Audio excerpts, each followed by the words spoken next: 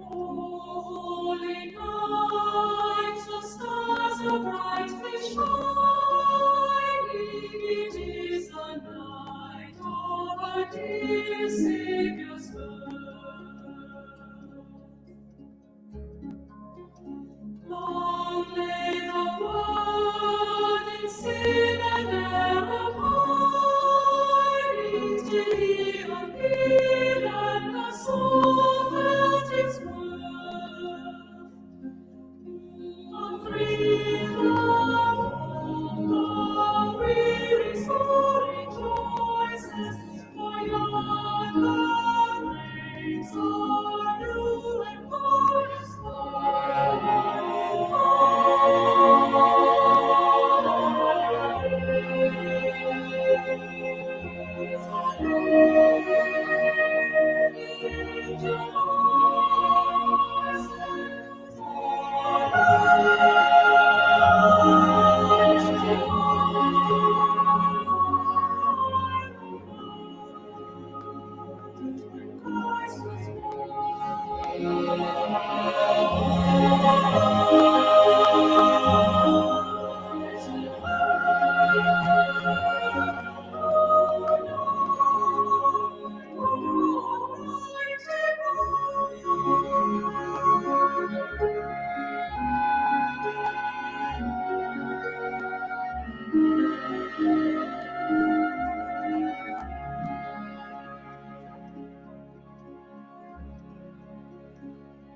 Led by the light of victory beaming, with glowing hearts by His cradle we stand.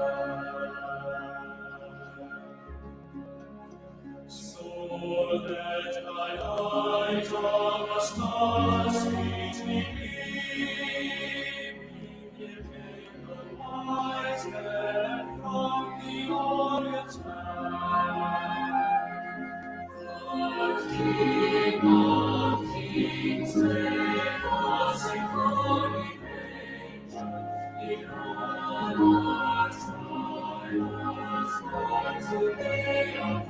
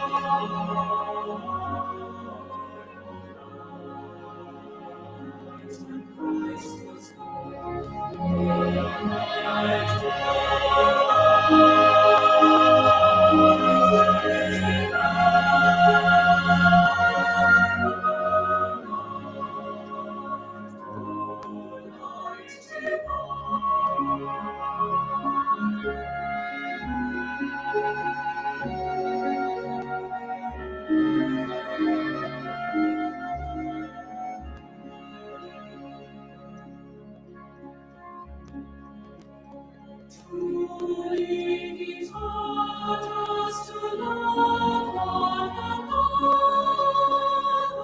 His law is love, and His gospel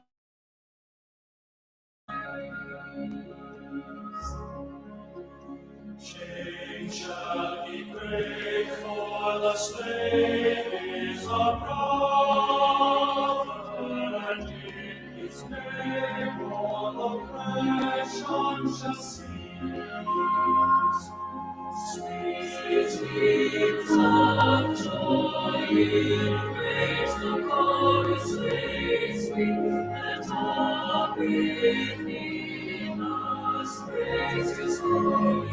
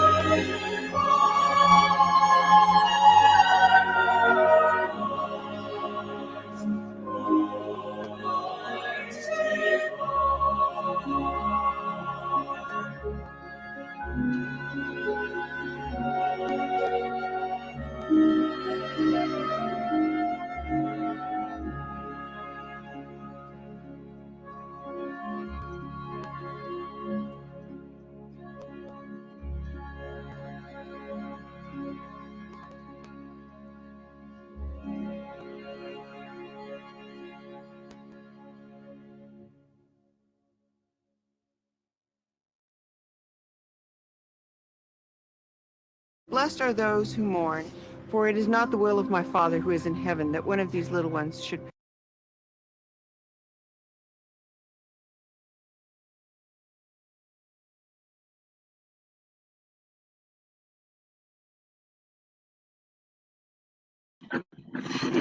Good evening, friends, and shalom, and blessings to you all in the name of our Lord and Savior Jesus Christ. Welcome to this episode of Un-Apologetics. Christian Carpenter, by the way. That was the song "Oh Holy Night," sung by a traditional choir. If you'd like a link to it, I can certainly give you one if you enjoyed that or not. I like to start these Christmas-themed videos off with a hymn. But yeah, thank you guys all for being here. Welcome to this episode of Un-Apologetics, where we are unapologetic about apologetics, of course, and I'm your host, CJ Cox. I want to acknowledge not only Christian Carpenter, but also Barbara Simmons and Richard Neal in the live chat. Shalom, and thank you guys very much for being here. This should be a super fun episode. This will be one in a couple of videos I've been doing. It's kind of part of the series where I've been responding to popular non-religious YouTubers, people focused on history and religious education from the perspective of not trying to convince, but just teach, or science guys or stuff like that. So it's kind of part of that. And then it's also kind of part of this recent kick I've been on about Christmas. So that's cool. Obviously, you know, it's all fitting in the theme and all that kind of stuff. But nonetheless, let's go ahead and go through some of the channel announcements before we get to the episode. So first things first, want to remind you guys that on January the 2nd, we do have a debate. Vela, man, that is just 3 days away. That's crazy. I'll be debating Tyler Vela on the question of concordism, whether or not Genesis 1 teaches historical and scientific fact, or if it's just meant to be, you know, a theological treatise, so to speak. I don't know if that's exactly how he would word it, but of course he'll have the opportunity to make the case for himself. I have tried to keep up with a lot of his work, and I'm fairly certain I got a pretty good representation of what he's saying. But basically, the idea is just that Genesis 1 is not, from his perspective, Genesis 1 is not meant to communicate historical or scientific facts as much as it's meant to communicate theological facts, such as God created the world, and things of that nature, right? So that'll be a fun conversation. Certainly, that's going to be on the gospel truth. Excuse me, wrong. That's going to be on standing for truth. January the 2nd, standing for truth, and that's going to be 9 p.m. this Sunday. Actually, if you're counting Mountain Time. So if you're counting a little bit later than that, it's actually going to be a pretty late conversation, but certainly should be worth it. Excuse me. I don't believe in sleep ever since I got a dog, so I apologize. It's a joke. Anyways, second thing I wanted to remind you guys of is February the 22nd. We do have another debate. It was supposed to happen this 27th, but did not end up happening. This is going to be with Rob Rowe. We're going to be talking about whether or not the Bible allows for death before the fall, and I take the position that it does not. Excuse me, does not. I was wrong there. I don't know. My brain's not functioning. Sorry. Hopefully this gets a little bit more functioning in the rest of this video, but he does not, or it does not, right? Mr. Rowe does allow for death before the fall. That one will be on the gospel truth, and that should certainly be a fun conversation there. Obviously, this is a pretty substantially important topic when it comes to the whole YEC OEC thing. Really, this is the crux of the matter, at least in my opinion. That is to say that while we debate a lot about scientific facts, did God create the world in 6 days? Is the earth only 6,000 years old? All this other kind of stuff. Barring, of course, the obvious, which is that he did indeed create. I think the real crux of this conversation is, in fact, is there allowed to be death before the fall of man? And I take the position wholeheartedly that that is no, both for animals and for human beings. But nonetheless, of course, we'll be having a conversation about that, and that'll be the 28th of February over on the Gospel Truth. Don't have anything else to announce quite yet. So many fun things are in the works, friends, but because they are that level of fun, they're also that level of difficult to get set in stone. So I don't want to announce them But nonetheless, we got a lot of fun stuff coming up in this new year. Definitely consider subscribing, hitting that bell to get notified every time we go live. And by the way, while you're here, go ahead and drop a like and share this video if you think this is going to be some good content. Let's go ahead and jump into our prayer, and then we got a fun episode for you today, guys. Heavenly Father, I just want to thank you for the opportunity once again to study your word, to study your history, and to come here and to talk to people of like precious faith, Lord Jesus, and even those not, Lord. I pray that you use this video only for the glorification of you and your kingdom, Lord Jesus. I pray that you use your Holy Spirit today, Lord Jesus, to crush biases, Lord, that we may only go closer and closer to the truth, Lord Jesus, and not come to this conversation, from a fundamentalist perspective per se, though we are, but from a perspective of one who is honestly and truly trying to seek truth, to honor you as you are truth, Lord Jesus. I pray that you give us all anointing of the Holy Spirit, Lord Jesus, that we may only get what it is that you would wish to communicate to us today, Lord. And I pray that you glorify your holy name, Lord Jesus. And by virtue of your glorifying your holy name, glorify us, Lord Jesus, as our decrease actually leads to our increase, in the greatest paradox of all time, that your increase saves the wretched sinners like ourselves, Lord Jesus. And I just absolutely adore that. I love you. I praise your holy name. I thank you for being born in a manger this day, Lord Jesus, or a couple days ago. And I ask these things in Jesus Christ's name. Amen. Alrighty. Hope you guys are having a blast, having a fun time. This episode is going to be super sweet, at least in my opinion. Today we are talking once again about Christmas. My last video on this issue, you may recall, I was talking about Yule, right? We were responding to History with Hilbert, who's a history YouTuber who I actually quite enjoy. I think he kind of biffed on his Christmas video, but nonetheless, everybody's got to biff once, right? And we did a response to that. History of Hilbert actually ended up showing up, so that was super cool. I don't know if he's watched the whole thing or not, but that was definitely a cool experience for me. He actually follows me on Twitter now, so kind of cool how these end up working. And who knows, we may end up talking about that video later. But nonetheless, this one is one that I'll have a little bit less bias against. In the sense that I don't watch Invicta as much. I do watch Invicta sometimes. But I don't watch him as much as I do History with Hilbert. So in that sense, I may be a little bit more biased against some of the stuff that he has gotten wrong. I don't know. But nonetheless, that's who we're responding to today. And this person, Invicta, has a video talking about Rome's pagan Christmas, Saturnalia, right? Says the video itself is actually called Saturnalia, Rome's awesome pagan Christmas documentary, which I would point out, I think it's a little bit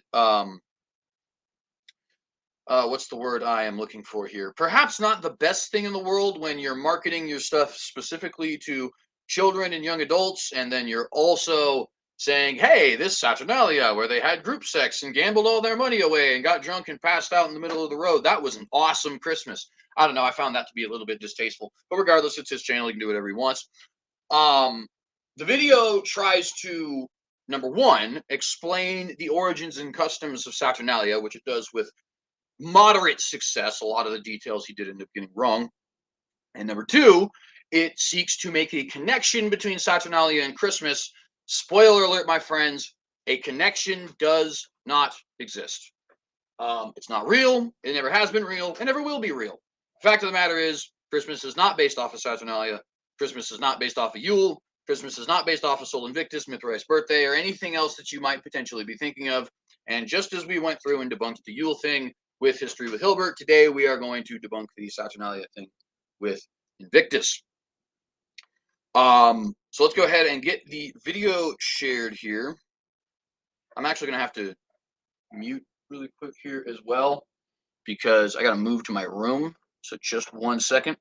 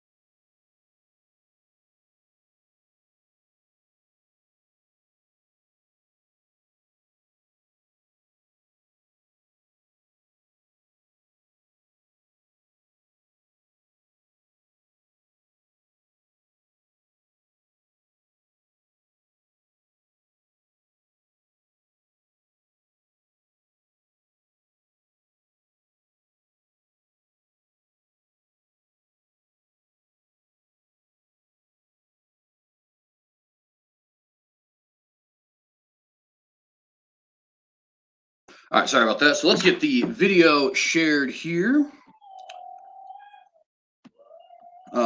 You may even still be able to hear my dog is just howling up a storm, so that's why I had to move. I apologize if you guys can hear that. If you can't, then I guess just thank the Lord for that, right? But yeah, she's not particularly happy at the moment, which is fine. She'll get over it. I mean, I have to get over the fact that I don't believe in sleep anymore, right? So, all right. So this is the Vicio Saturnalia, Rome's Awesome Pagan Christmas by Invicta, excuse me. As you can see, much like a lot of these videos that I think it would behoove us to respond to, this has 255,000 views. And this person has 1.11 million subscribers. Why is that important? Well, because while you're spending all your days responding to ones like Richard Dawkins and ones like Sam Harris and ones like Godless Engineer, all of whom are perfectly reasonable to respond to, I'm not saying anything about that. What you're ignoring is these guys: Invicta, History with Hilbert, Religion for Breakfast, guys who you don't tend to respond to because they don't have an obvious bias. They're not here to argue for atheism, in other words, but who nonetheless you do need to respond to because they are in history fields, in religion fields, in philosophy fields, and so on and so forth, propagating stuff that in the end leads people to disbelieve your faith. And that would be fine, of course, if that there was reason to disbelieve your faith, but there isn't in these cases, right? With all due respect to Invicta and all these other gentlemen, there is actually no evidence whatsoever that Christmas is based off of paganism. In fact, your boy here has recently become convinced that Jesus was actually born on December 25th. And that it's not only is it not pagan, but it's not even wrong. I may do an episode on that at some point. I'm actually planning on writing a maybe essay about it or something like that to get published. But regardless, that is certainly something that I think is important for us to note. There is no pagan influence whatsoever. There is, however, a substantially high possibility that this could actually be the birth date of Jesus. So let's go ahead and get right into this particular video, since you guys know my biases, where I'm coming from with this. And we'll go ahead and have an absolute doozy of a time with this. Once again, please do like and share the video and consider subscribing if you have not done so. Let's get right into this.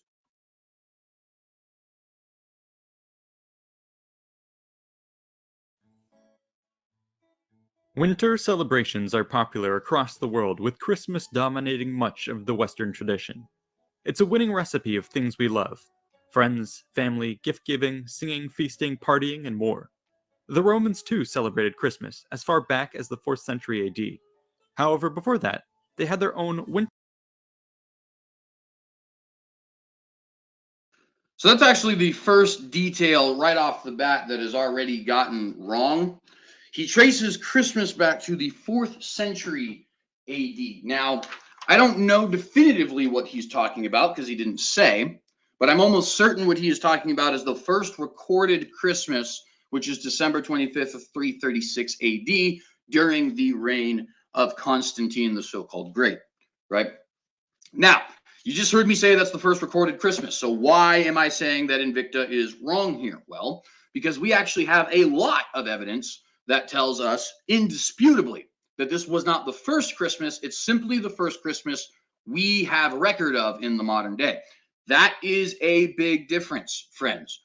The histories of the world are lost to us for the most part. We have to dig them back up, piece them together, synchronize them with other chronologies, so on and so forth, right? Excuse me. So when we get a record of something that is our oldest record of something, 9 times out of 10, we can guarantee that the something we have record of actually precedes the record we have, right? In other words, it's very unlikely that we got a record of the first Christmas. It's much more likely that this is simply the oldest Christmas that we've been able to find. That is definitively true in the case of Christmas, by the way, okay? Before 336, that Christmas celebration we all know about, it is well known that the Donatists were celebrating Christmas. The Donatists split from the rest of the church in 311, and therefore they do not follow feasts that were instituted after 311. They do follow the Christmas feast, and ladies and gentlemen, they follow it on December the 25th. That is about 25 years before the Constantine Christmas, but it gets worse for the holly hater. Because you see, both Origen and Clement of Alexandria in the 200s were responding to Christians celebrating Christ's birthday. In fact, Origen very famously said that the celebration of birthdays was a pagan practice. And the reason he said that was because there were Christians celebrating Christ's birthday. He doesn't give us a date, but that does tell us the Christmas date is now 100 years before 336 AD when Constantine reigned. But it gets even worse than that for the holly hater, because you see, Hippolytus of Rome, in his commentary on Daniel, writing sometime between the years 200 and 204, a whole 136 years before Constantine's first recorded Christmas, Hippolytus of Rome tells us that the advent of our Lord's birth was December the 25th. I actually provided you guys the quote there on our episode talking about history with Hilbert. Let me go ahead and pull it up for you guys here as well. And by the way, it potentially could even get worse than that, because there is possible evidence that Theophilus of Antioch, who died in the year 180, which is even 20 years now before Hippolytus' writing, right? There's evidence that he also was celebrating Christmas on December the 25th. So what's the point there? The point is, when we say the Romans and Christians and people like that started celebrating Christmas around the 4th century, mid-4th century AD, referencing, of course, this December 25th, 36 AD date, that is just simply not true. All historical evidence suggests that that was the first recorded Christmas that we have today. It is not the first Christmas. We have multiple records that suggest there are Christmases going at least 200 years before this, right? So that's the first little error that we have from our good friend Invicta here. And let's go ahead and continue. Actually, let me pull up that quote real quick so you guys don't have to take my word for it, just in case anybody didn't see the last episode. Let's see. Hippolytus, where is your quote, Hippolytus? I just had it the other day. I'm sorry. Should have just kept it up here. Here we are. Okay. So let me go ahead and stop the screen share here. Then I can show you guys the quote. I am currently getting it from Patheos. If you want to get the original source, it is Hippolytus' commentary on Daniel. It comes from about the year 200. Maybe you see here about 204, but that's only a 4-year error. So sometime around that era. And he says, for the first advent, which means coming, of our Lord in the flesh, when he was born in Bethlehem, was December 25th. That is 130 years before Constantine's Christmas. Okay? So no, not accurate to say that the Christians first started celebrating Christmas, that the Romans first started celebrating Christmas around the 4th century, mid-4th century. It's just not historically accurate. So let's go ahead and continue here. By the way, real quick, Marty Camejo is in the live chat. Thank you very much for being here. I appreciate you, and I hope you like the episode here. Let's get right back into it.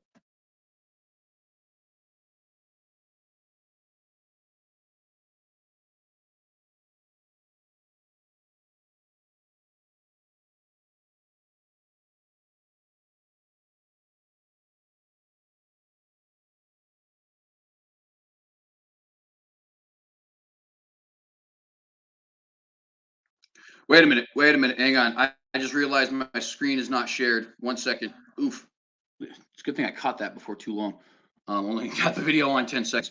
Sorry, friends. Let me go ahead and share the screen here again. Boom. Problem solved. There we are. Wait, never mind. Now, boom, problem solved. Okay. They had their own winter holiday, which honestly blows the stockings off our own tradition. It was a week-long Mardi Gras-style street festival, fueled by endless drinking, where slaves became masters and fools were crowned king. You had all your classic holiday-style caroling and gift-giving, though far, far naughtier, with a healthy dose of ancient blackjack and hookers sprinkled on top. This was the festival of Saturnalia, Rome's awesome pagan Christmas. I'm just curious if anybody else gets as bad of a taste in their mouth from him endorsing this debaucherous festival the way that he does. I mean, clearly you can see the cartoons here. You can see that this is a short, pithy video. You can see that this is clearly, in other words, designed for people who are young, right? Kids or young adults. I don't know.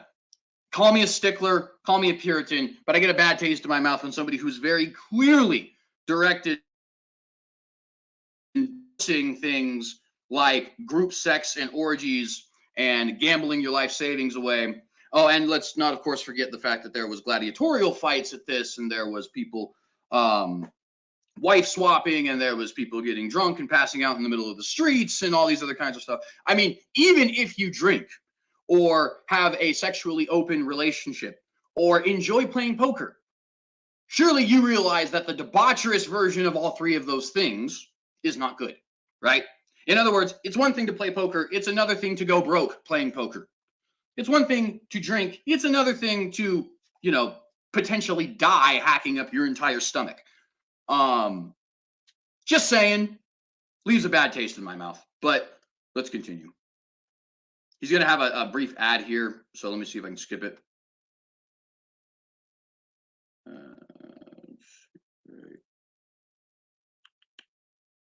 Here?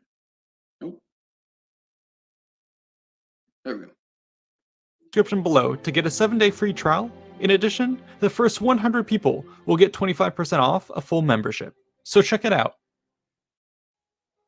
Like many in the ancient world, the Roman year was filled with festivals. These celebrated all kinds of important events, but were aimed mostly at making sure the gods were kept happy. After all, there was nothing more important for the well-being of the individual and the state.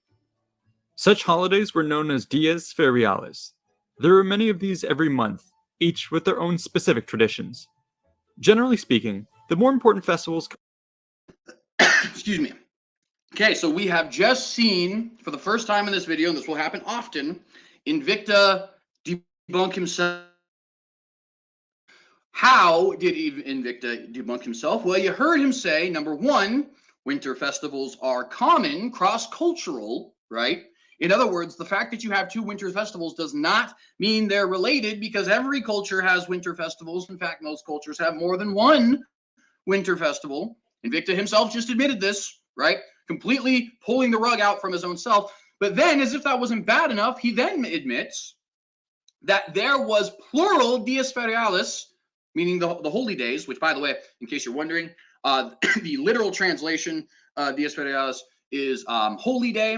We would use it roughly analogous to holiday, but they more specifically meant holy day, which is what holiday actually used to mean, and what a lot of old kind of references to holiday, like Chag in Hebrew or Haligdag in Old English, those actually all refer to specifically holy days. So a little fun fact for you there.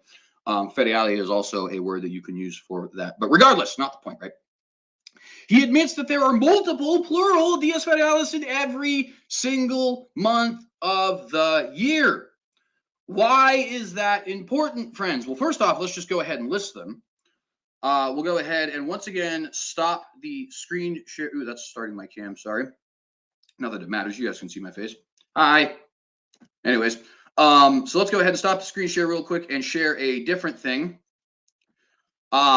This should crack you up. It cracks me up to hear that somebody is actually making these kinds of arguments. So here is a Wikipedia list of Roman festivals, okay?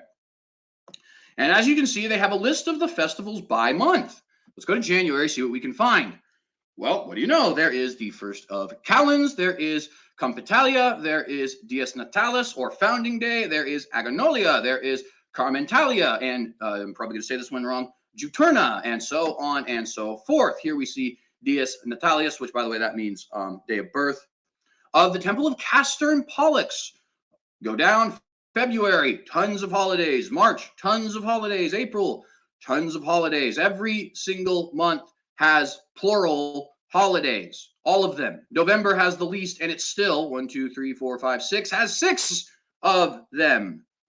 If we go to December, we see Bonaday, we see this one here that I'm probably not going to pronounce right, Aganalia, there we go. We see Consolia, we see, of course, Saturnalia, we see Opalia, which is going to come up here in the conversation. We see Dies Natalis Solis Invicti, so on and so forth. So what's the point here, friends? Well, if indeed it is true that there are tons and tons and tons of winter festivals, including tons and tons and tons of winter festivals in the exact same month of the Roman calendar, then what basis do you have for saying, well, Saturnalia is only 8 days before Christmas, and therefore they must be related? Why could I not just easily say that they must be related to Yule, or to Brahmalia, or to Consolia, or to St. Nicholas Day, or to St. Lucy's Day, or to Hanukkah, or to Epiphany, or to New Year's, or to Old New Year's, or to Martin Luther King Day, or any of these other winter festivals all across the world, some of which, as you already know, are listed in the Roman calendar, right? The link we seem to have here is, well, this festival was in December, and, well, this other festival is in December too, so then obviously they must be related. And yet, the man admits himself that every culture has multiple December festivals. Once again, just ripping that rug right from under his own feet, doesn't even realize it. If we can't make the assumption that winter festivals in the month of December are unique to Rome, then there is no reason to make the assumption that winter festivals in the month of December outside of Rome are somehow based off of the winter months of the month of December that are inside of Rome. It makes absolutely no sense. By the way, here's a fun fact for you. Go to Wikipedia and look at every single calendar day on the calendar, and you will find there is not one day on the calendar that does not have at least 2 holidays on it. In other words, if you started something to celebrate today, say a birth or something like that, the founding of a company, whatever it happens to be, you're celebrating is the point. And you celebrated it annually every year. Well, fun fact, the day that you chose, doesn't matter which one it is, it could even be the 366th day, February 29th. The day that you chose will be at least 2 pre-existing holidays, guaranteed every time. Does that mean that you based your celebration off of those 2 holidays? I mean, after all, those ones share the same calendar date. Saturnalia and Christmas don't even share that. I'm just saying, this is how ridiculous this level of argumentation actually is. But let's continue.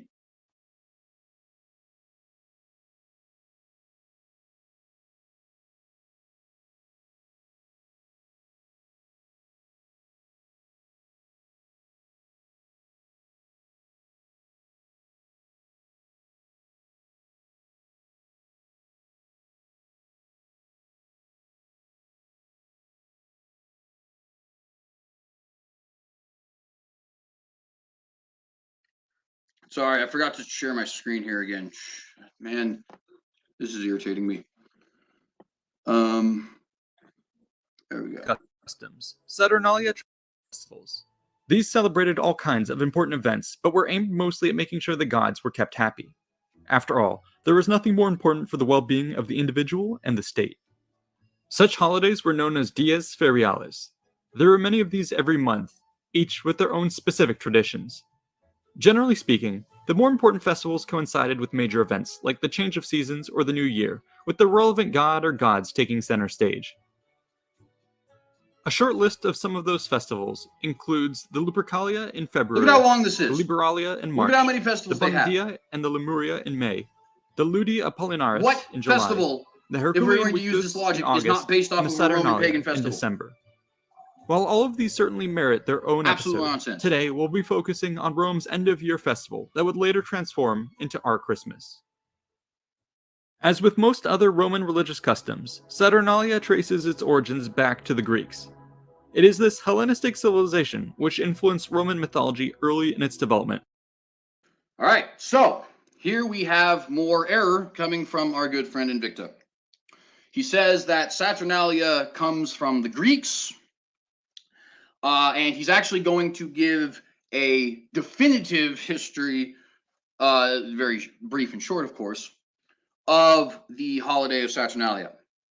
Doesn't work. Let me tell you a couple of reasons why. Number one, a definitive history of Saturnalia does not currently exist in our modern academia. That is to say that the origins of Saturnalia are unknown. Some think that it could have been a solstice festival. That's almost positively false, considering the fact that it does not fall on the solstice. Some say it could have been a harvest festival that was originally in August, but for some reason got moved to December. Reason for thinking this is that Saturn is actually an agricultural deity, so that could certainly be. Some say that the Romans who were discussing it during these ancient times actually had it right, and that it was a mere celebration of a idyllic period of time, potentially mythical, potentially not mythical, but regardless, when it was said that Saturn reigned and there was no free or slave and everybody had common property and all this kind of stuff. And there's even more theories besides that. Some people even suggest it's a form of social control, kind of like the Purge movies. Obviously, a little bit more, not stupid, but regardless. So the point is, we don't actually know why people celebrated Saturnalia. Interestingly enough, though, we can say almost definitively that it is not Greek. Okay. So there is a Greek holiday that is very similar to Saturnalia, and there is a Roman poet, a couple of Roman poets, but the one who's going to be relevant for our case because he's the most ancient one would be Accius. And Accius, in around the years 140 to 130, potentially as late as 104, does actually suggest for us that Saturnalia is based off of the Greek holiday of Chronia. Now, Chronia was a harvest festival in the month of August that was meant to celebrate the harvest festival, or the harvest itself, excuse me, and the harvest god, who is Kronos. Not Chronos with the CH, that means time in Greek. It's going to be important later on. But Kronos, the god of agriculture in Greek, who, of course, is one of the Titans, the one who eats his children and that kind of fun stuff, right? So Chronia took place in August, and Accius seems to, or Accius, however you actually say that, seems to suggest for us that this is the basis of Saturnalia, which is very likely where Invicta is getting his information. The problem with that is that we're actually almost certain that Accius is wrong. One of the big reasons that we know this is because there's a very well-known, and he's actually even going to mention it in this video. There's a very well-known event in 217 BC, a popular battle, where Hannibal defeats in the Second Punic War a large Roman army. The name of the battle is fleeting me, but it'll come to me randomly, I'm sure. And around that time, there is the introduction of what you might call Greek rites, right? R-I-T-E-S into Saturnalia. Excuse me. Before that time, 217 BC, we had an existing Saturnalia that did not include the Greek elements. Now, some of the Greek elements are very important parts of Saturnalia. For example, it is believed that the traditional Saturnalia greeting of Yo Saturnalia probably derives from Greek practice. Many believe that the specific practice of sacrifice that takes place on Saturnalia might derive from Greek practice. So there certainly is some back and forth trading of cultural customs, right? But that doesn't mean that that's where the holiday originally came from. And again, before 217 BC, when we had these Greek rites put in, we do have record of people celebrating Saturnalia. In fact, we have specific record from one named Cato the Elder, who actually remembers, because he was alive at the time, a pre-Greek Saturnalia, right? He remembers a Saturnalia before the Greek rites, before the Greek customs. In fact, by the time that this took place, this Greekification, if you will, he was already 37 years of age, meaning he had celebrated Saturnalia probably all 37 years of his life, right? So he's certainly a great source for that. And of course, what does that mean? That means definitively that this was not a Greek holiday based off of Chronia. Accius is almost assuredly wrong when he makes this link. Now, a reason why a lot of modern historians have wanted to make this link and run with what Accius has said is the fact that Cronus and Saturn, Saturnus in the actual authentic Latin, are considered to be equivalent gods by the ancients. Now, this is something that's very common for conquerors to do. In fact, it's the very charge being levied against Christianity when they say that Saturnalia, Sol Invictus, and all these other holidays are actually co-opted from Christians. And this very popular, what would you call that? I guess strategy that these conquering nations would do is as a way to stamp out the influence of certain nations while also allowing the peoples of those nations to feel comfortable under their yoke. They would basically take certain elements of their theology, certain elements of their holidays, their gods, things like that, and incorporate them into their own calendar, into their own pantheon, into their own custom and tradition. There are very, very, very many examples of this. The most popular examples, I think, are probably the Hittites. The Hittites were famously known as the nation of 1,000 gods because they just continuously added more and more and more and more and more. The Romans tended not to add gods. They tended to link already existing gods with their own. So, for example, they would say Jupiter is Zeus, and Zeus is, I believe, supposed to be based off of Ra from the Egyptians. I'm a little bit more familiar with Aphrodite and how she gets up. Aphrodite is Venus, is Astarte, is Inanna, according to these ancient groups, right? Sometimes there is levels of truth to that. For example, Inanna is actually very likely the influence that we get Astarte, and sometimes there is not. And Saturnus Kronos is a very good example of that. Saturnus is just a regular god. He is not like a Titan type figure.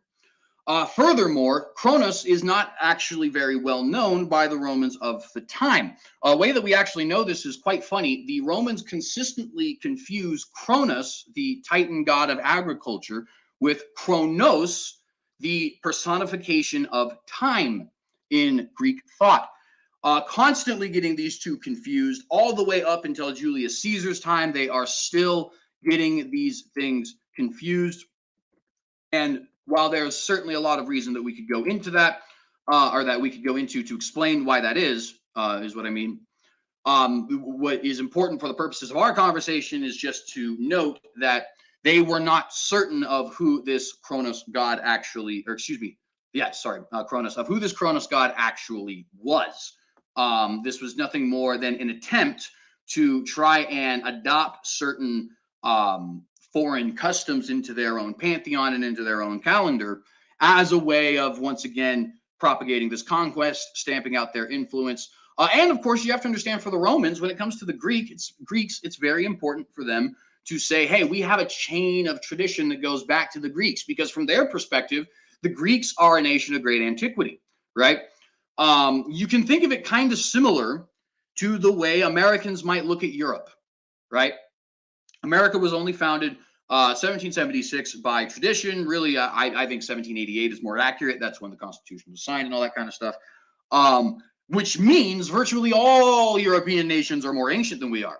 And there is a understanding of that in the United States. We recognize that the French people, the English people, the German people, even though Germany wasn't really established until 1848, that all these different people have a history that far, far, far precedes the American, right? Well, the Romans felt the same way about the Greeks. And so having this tradition that went back to the Greek times to say, hey, we adopted this from the Greeks, and that's actually where our tradition comes from, well, it creates a great level of antiquity in your belief and therefore makes them a little bit more palatable to people, right? So you can see the different reasons why the Romans were very interested in linking their own gods, their own festivals, their own customs with those of the Greeks. But again, we see with, for example, Cato the Elder's celebrating of Saturnalia before Greek rites are introduced, or the fact that the Romans constantly get Kronos and Kronos, the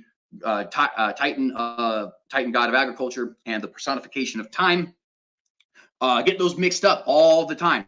They're not even aware. And of course, if you just read the myths, I was going to say they're not even aware of who the god actually is, but also if you just read the myths of Saturnus and of Cronus, they are very clearly not the same deity. Now, what does all of this mean for this particular video? Well, it means that our good friend Invicta is wrong. Not only is he being way too bold here by saying we definitively know where Saturnalia came from when we most definitely do not, but also he's actually getting certain elements of this just outright wrong in ways that we can prove near definitively. In other words, it is beyond a shadow of a reasonable doubt that Saturnalia was not based off of Cronia, and that Latin poets, like, for example, Accius, were trying to argue that this was the case, but that it simply was not actually the case. In fact, the previous source reference, Cato the Elder, predates Accius by 100 years, right? So that in and of itself should be a theory killer as far as this being based off of the Greek holiday of Cronia. Excuse me. Now, there is one thing I do want to mention here briefly before we press play again. And that is the fact that, once again, I did mention this earlier, there are some customs from Saturnalia which absolutely do come from Cronia after these Greek rites are introduced. So, for example, Yo Saturnalia is said by Livy in 22:120 to have derived from some of the Greek rites. Greek sacrifices are also said by Livy, as well as Macrobius in his Saturnalia, to be derived from some of the customs of the Greeks.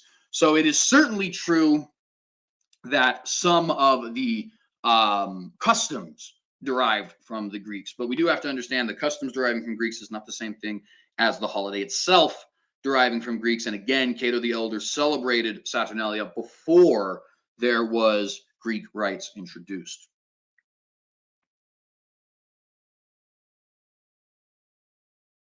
And would continue to do so over the centuries. The Roman god Saturn, for example, is roughly synonymous with the Greek god Kronos, both of whom are associated with rebirth, harvest, and heralding a new golden age. In Rome, the holiday of Saturnalia started out humbly as an agricultural festival set around the winter solstice in December, when the people would collect their last harvest of the year. As they concluded this work, they would mark the occasion by honoring Saturn. This would be done at the temple of the harvest god at the foot of the Capitoline Hill. Here, Rome's priests would gather at the head of the population, with the other upper classes wearing their best togas and the plebeians wearing their finest tunics. All right, so you heard him say the thing about the agricultural festival. Again, that is potentially true, but we don't know. He then makes this point about the different, togas. My apologies. Which is actually rather funny, because there are poets, for example, Martial, who actually mock certain people by saying things like, "Oh, this man is so high class or snob-nosed that he actually wears a toga on Saturnalia," right? In other words, the exact opposite of what Invicta is saying here is true. People would not wear their finest togas. In fact, that was considered to be hilarious and absurd for you to wear your finest toga on Saturnalia. Rather, what would happen, since the whole idea of Saturnalia was to overturn the social order, right? You would have, you would have the rich dress down and the poor dress up, and this was by virtue of them each wearing what was known as a synthesis. Okay, a synthesis is a very brightly colored tunic. I can actually probably show you a picture of one here. So let me go ahead and do that.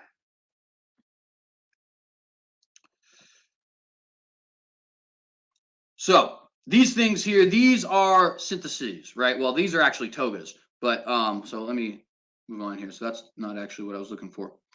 There we go. So this is obviously one for a woman, but you can get the idea. Brightly colored, relatively simple. If you were a rich man, like one of these Roman folk here, the senatorial guys in their toga, you could obviously see how this would be a status symbol, and dressing down into something more akin to this. No, it's another toga. Sorry, they look very similar, so it's hard to always get it up. Man, actually, most of these particular pictures are togas. That's unfortunate. Google search is not working very well. Regardless, you guys obviously saw at least one of the pictures, so you saw a picture there. So yeah, this is what they would typically wear, is these syntheses, right? And they're very brightly colored tunics that are specifically meant to have the poor appear to be dressing up and the rich appear to be dressing down, such that they would look equal in the eyes of the population, as of course that is the entire point of Saturnalia: overturning of the social order, switching of social roles, and things of that nature. So it is just important to note that that was not accurate. Interestingly enough, later on in this video, he will actually mention the fact that this was not accurate. And he does this quite a bit. He mentions the fact that there is a pre-Greek Saturnalia later on in the video. We already heard him mention that Romans had multiple festivals in every single month, so on and so forth. And this is one of the things that I think is relatively common when people are actually well studied but aren't putting the pieces of the puzzle together. They tend to say things which completely destroy their own arguments, and they don't even realize it. They don't even realize it. They're just blind to it. And I think this is a perfect example of that, in, obviously of just being a small detail, but a detail nonetheless. A parade of bulls, the largest of the year, would then be brought in and sacrificed. The event was carried out under the watchful eye of Saturn himself. The way this worked is the priests would actually bring with them a statue of the god bound in wool. As the ceremonies began, they would ritualistically unwrap the statue and place it on a couch. Symbolically, this represented the idea of rebirth, where Saturn would appear like a newborn child springing from the womb in the 10th month. Once upon his couch, the god would then be able to partake in the feasts which followed. For the All right, and so this was a mix-up of customs on the part of our friend Invicta. So there is actually two different Saturnalia statues, Saturn statues, I should say, that are important to Saturnalia, and he appears to have combined the two into one statue. Okay, so there was a hollow, large stone statue that was said to be filled with olive oil, which may or may not have been true. And there was the wooden statue, much smaller, which you hear referenced in the video. Now, in the larger statue, which was actually up by the Temple of Saturn on the Capitoline Hill, he wore what could be referred to as, for joking purposes, you could call it wool socks, but it's really more like a wool binding on his feet. And during the holiday of Saturnalia, it was customary that you would unbind Saturn's feet here at this stone statue by removing the wool socks, which is what I'm going to continue to call them, even though that's not technically accurate. Just remember that. They're more like wool bindings, but nonetheless, removing these wool socks as a sign of, hey, the festival has actually began. After that, you would then take a separate wooden statue from the Capitoline Hill Temple of Saturn, and then you would march that, the senators would march that wooden statue down to the forum, where then they would place it on this couch. Now, I'm not aware of any references to this being symbolic of rebirth. One could exist, and I'm just not certain of it. My understanding, though, and this part I won't say is him being wrong as much as it is just we could have different understandings. My understanding is that the point was Saturn was reclining on the couch watching over the festivities, not that he was being symbolically reborn or something along those lines, right? But regardless of that particular detail, the other details we have here are certainly inaccurate. He seems to have combined the stone statue with this wood statue, the hollow statue, I should say, because it was said to be hollow and filled with olive oil, with this wood statue, and as a result, has mixed up the entire custom. So I just wanted to point that out very briefly here. And one thing I will say, by the way, is this is a relatively common thing that comes up, right? With these people who like to make the Holly haters, who like to make the pagan connections, right? Not only do they consistently get the history of Christmas wrong, but they tend to get the history of the holidays they're trying to say are the basis for Christmas also wrong. With all respect and love, we saw this with History with Hilbert, did we not? Him talking about Odin going around giving gifts when there's just simply no record of that whatsoever. Him talking about Yule taking place on the solstice, even though we know for a fact it did not, at least originally before Hakon the Good. He talked about the tradition of bringing in Christmas trees, even though there is no reference to that whatsoever. And at best, you could say there's potentially the whole thing about putting a good luck oak in the front of your house. The point kind of being that it would be one thing if somebody was incredibly knowledgeable on Yule and not knowledgeable on Christmas, or incredibly knowledgeable on Saturnalia and not knowledgeable on Christmas, and then was trying to make that kind of an argument, right? That'd still be wrong, but there'd be a lot more respectability in their argument. But in this case, we have people who not only don't know the history of Christmas, they don't seem to know the customs and history of Saturnalia, of Yule, and etc. Now, I won't say that this necessarily means that they're bad at anything. Obviously, like I said earlier, History with Hilbert is somebody who I greatly admire and respect. And the fact that he had a video that I very much didn't like is just sort of positive that you can be both and, right? You can have a video that I think is an absolute biff and also be somebody who is far more brilliant than I am, right? So Invicta could certainly be that. But the point I'm trying to make here is this man did not study either of the two holidays, at least not in a serious fashion, it appears, either of the two holidays that he is attempting to connect to each other. And that's a problem. That's a really big problem. If you can't even get the details of the pagan holiday, right, how are you going to convince me that the pagan holiday's details somehow influence the details of the Christian holiday? That doesn't make any sense.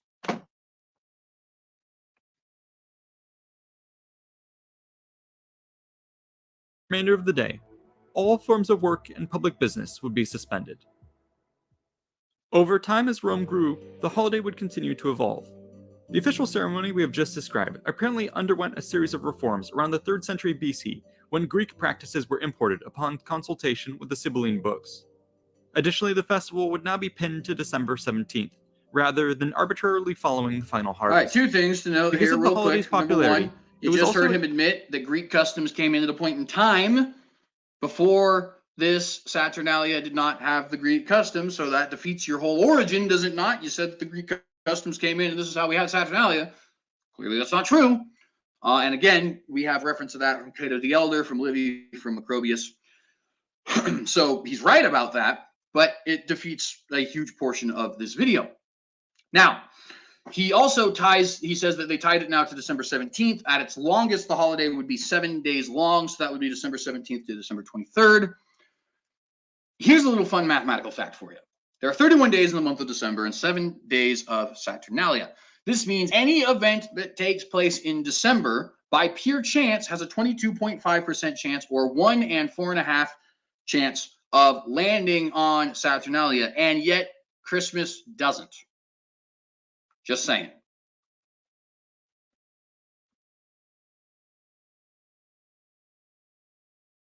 Incrementally expanded over time, from 1 feast day up to a total of 7.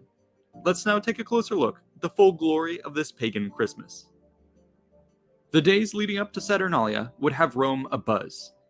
As a major public holiday, it was the duty of the aediles to oversee the official preparations. With their reputation on the line, they would have been hard at work planning on how to make this year's celebrations as memorable as possible. Part of this involved employing hundreds of laborers to transform Rome for the occasion by cleaning the streets, setting up decorations, and erecting temporary structures.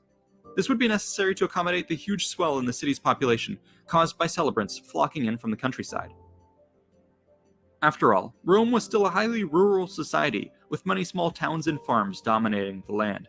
Saturnalia, as a harvest festival, was a particularly strong magnet for farmers who were keen to give thanks to Saturn, as well as to be able to reunite with old friends and acquaintances in the big city.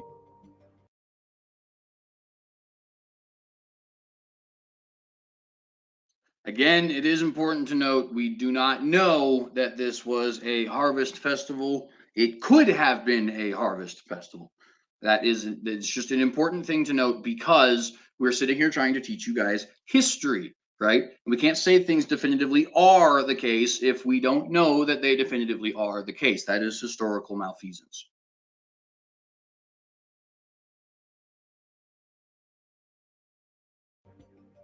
Thus, Rome's homes, inns, and taverns filled with growing excitement as families looked forward to the festivities. With the days slowly ticking away, people were sure to be rushing around to make final preparations and close out business before the holidays. Finally, the day would come. It was December 17th. Starting in the early hours of the morning, people across Rome would awake and begin to stream into the Forum, eager to secure the best spots and celebrate the time-honored tribute to Saturn. Once settled, they waited with bated breath. Soon, their patience would be rewarded by a low rumble that would begin to grow and grow until, in the distance, its source was revealed. A grand parade was making its way through the streets of Rome. At its head were the priests and senate, and behind them a seemingly endless line of bulls. This procession made its way past the throngs of onlookers until eventually coming to a stop before the Temple of Saturn. Here, the animals would then be sacrificed and a great feast prepared with the reclining statue of Saturn as its honorary guest. Surely the god would be most pleased by this dazzling display of piety. Rome's good fortune for the following year had been secured. Thus ended the official component of Saturnalia. All public business was stopped on this day and would remain closed for the duration of the festival. No law courts were conducted, all schools were closed, and even the mechanisms to declare war were shut down. This was a time for celebration, and the Romans were particularly good at that. The following free-flowing festivities were guided only by customs. But while unregulated, they did share the common theme of a world turned upside down, where traditional roles and social norms were inverted. All right, so 2 things we need to mention so far. Thing number 1, he admits that the actual celebration was dictated by custom, meaning that some of the things that he may say were based off of Saturnalia could indeed be based off of a individual custom, even like from, for example, Gaul or Lower Italy or something like that, even by his own reckoning. Now, I'm not even saying that any of these things are based off of certain pagan customs, right? Because obviously I don't believe that. But I'm just saying, even if we agreed with our friend Invicta here that certain elements of Christmas were adopted from Saturnalia, it could totally be that these things don't even originate with Saturnalia. They could originate with some local custom and be entirely benign. Just so happens that they happen to be incorporated in Saturnalia in the past, just as they were incorporated into Christmas in the present. Now, once again, I don't believe that. I'm just saying that in and of itself is, I think, a pretty huge damper on this particular video. The other thing I want to point out, and we're going to continue to let him talk about this, right, is have you seen anything yet that is even remotely similar to Christmas? There's sacrifice. Well, we don't do that. There's going to the Capitoline Hill. Well, we don't do that. There's removing the wool socks from the statue of Saturn. Well, we don't do that. There's the reclining statue of Saturn, the wood one that you move through from the Capitoline Hill to the Forum. We don't do that. There is the overturning of social norms, and we don't do that. And of course, that's a big deal because, as he even says here, that is the general theme of Saturnalia, right? The slave and the master are equal. Now, that's greatly, greatly exaggerated, just so you guys know. We'll get into a little bit of that in a moment. Slave equality is not, at least out in Saturnalia, right? Because, of course, outside of Saturnalia, it didn't even exist. But on Saturnalia, it's not nearly as profound as people might think. But regardless, that is the point of this festival, right? Is to overturn the social norms, to have it okay to gamble now. It's okay to get drunk in the middle of the streets now. It's okay for slaves to talk back. It's okay to be foolish and dance naked and group sex and all this other kind of debaucherous nonsense, right? It's the whole point. You could compare it to Mardi Gras, or if you like fiction, you could compare it to The Purge, minus the murdery bits. But regardless, that's the general theme here of Saturnalia, right? None of that stuff has even the slightest modicum of similarity to our Christmas holiday. Not even a little, right? The Christmas holiday, of course, celebrates the advent of Jesus Christ, his birth. The general theme of it is, number one, the religious customs of going to church, having vigils, stuff like that, the different things that are associated with celebrating Christ's birth religiously. There is obviously a feast. There's obviously some gift giving. We have things like the tree, and obviously there's stories in America of Santa Claus, in Denmark of Sinterklaas, but in other places they have completely different ideas there. That actually in and of itself is only like a 200-year-old custom dating back to Thomas Nash. And by the way, that's actually more like 160 years. But regardless, you can obviously see even by his own explanations here, there is literally nothing that links Saturnalia's celebration with Christmas, at least thus far. Let's see if he gives us some better information than what we've heard.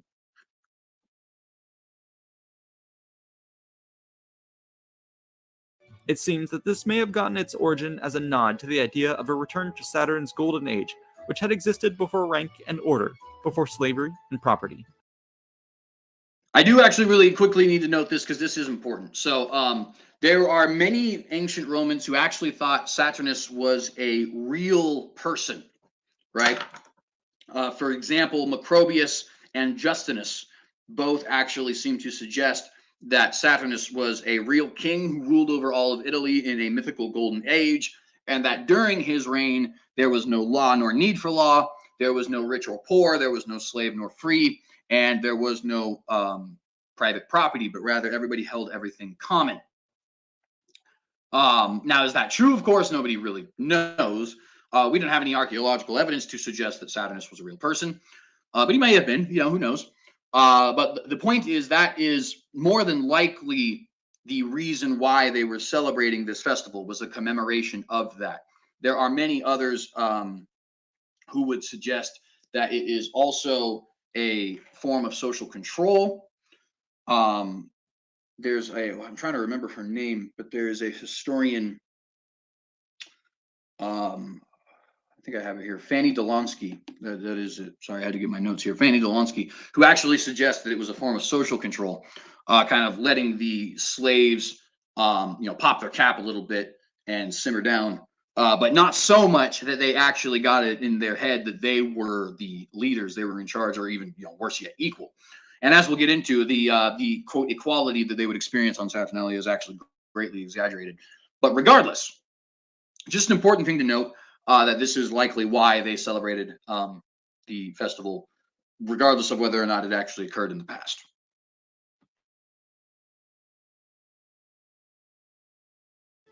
Now was a time to make this Edenic existence a reality.